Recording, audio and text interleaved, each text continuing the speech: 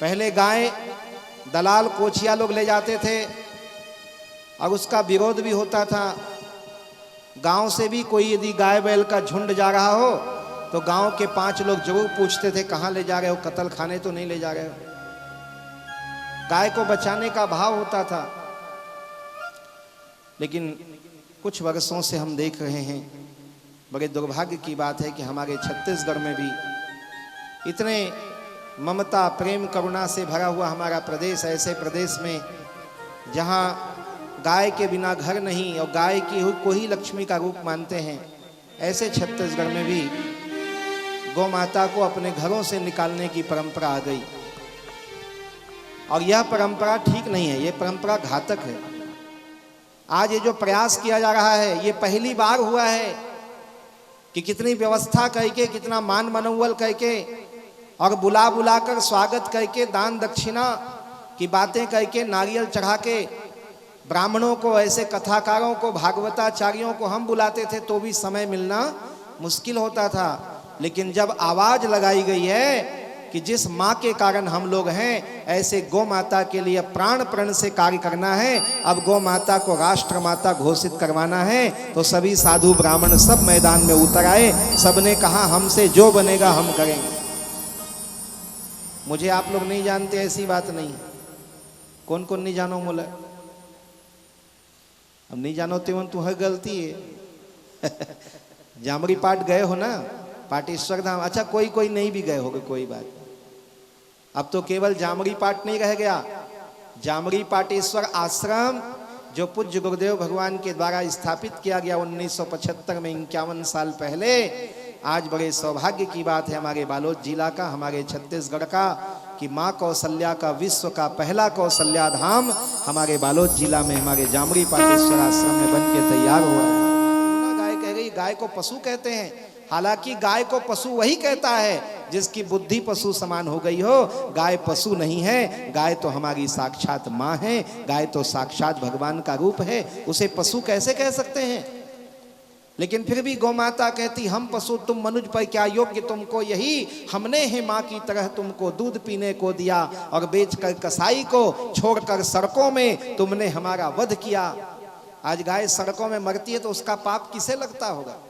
Truck चलाने वाले को, सड़क बनाने वाले को, हारन बजाने वाले को, किसको किसको पाप पड़ेगा? वास्तव में उस गाय का जिसने दूध पिया होगा और बुढ़ापे में छोड़ दिया होगा, उसी किसान को, उसी गौपालक को उसका पाप भोगना पड़ता है। आज हमारी माताओं बहनों का सम्मान सुरक्षित हो, इसके लिए कार्य किए जा रहे हैं। लेकिन हमारी गौ माता का सम्मान सुरक्षित हो, इसके लिए ना कोई योजना है, न इसके लिए कोई उपक्रम है। गौशालाएं भी हैं तो बहुत कम है। गौशालाएं पहले से ठूसाठूस भरी हुई हैं, वहां गाय कैसे रखी जाए? और यदि चिंता करते हैं तो चिंता यही आती है कि गौ माता का सम्मान ही नहीं है तो सुरक्षा कहां से मिलेगा? जब किसी को सम्मान मिले तो सुरक्षा की भावना जगती है। एक आदमी हमको पूछ रहा था, गाय को राष्ट्र माता बना देने से क्या गाय सुरक्षित हो जाएगी? हमने कहा बिल्कुल होगी। यदि सरकार गौ माता को राष्ट्र माता घोषित कर देती है और राष्ट्र माता संविधान में शब्द आ गया, तो गाय की तस्करी करने वाले को आजीवन कारावास और गाय की हत्या करने वाले को फांसी की सजा होगी। आपके गांव का एक सामान्य आदमी विधायक नहीं बना होता है तो गली गली डोलता है, और जैसे ही विधायक बनता है 4 पुलिस वाले अगल बगल खड़े हो जाते हैं कि नहीं? उसके लिए लाल बत्ती, सायरन और पुलिस गाड़ी आगे आगे चलती है ना, जहां जाएगा प्रोटोकॉल मिलता है ना। ऐसे ही गोमाता राष्ट्रमाता बनेगी तो उसको छूने का भी कोई प्रयास करेगा तो उसके लिए आफत आ जाएगी। अभी एक जगह हम गए थे, लोग पूछ रहे थे जब गाय की हत्या बंद हो जाएगी तो जगह जगह गाय ही गाय हो जाएगी, तो रखेंगे कहाँ पे? ऐसे ऐसे भी महान लोग हैं जिनको अभी से चिंता हो रही है, इनको डर हो रहा है। मैं कहता हूँ जते कन पैरा मागी लगा था तिलझन लगाओ, गाय के लिए हो जाएगा व्यवस्था। अब बात रहने की कहते हो तो मैं कहता हूँ फिर अस्पतालों को बंद कर दो।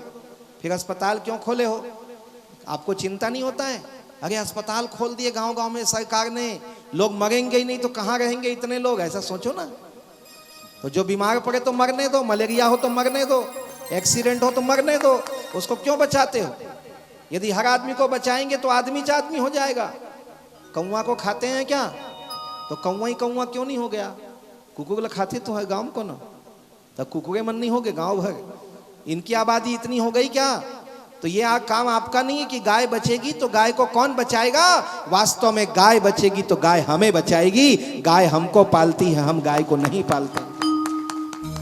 ईमानदारी से बात करोगे तो ये धनेली गांव को किसी विधायक नहीं बसाया, ये धनेली गांव किसी सांसद के कारण नहीं है, ये धनेली गांव कोई बाबा ने नहीं बसाया, ये धनेली गांव कोई कथा करने वाले ब्राह्मण ने नहीं बसाया, ये धनेली गांव को यहाँ के कोई पंच सरपंच ने नहीं बसाया।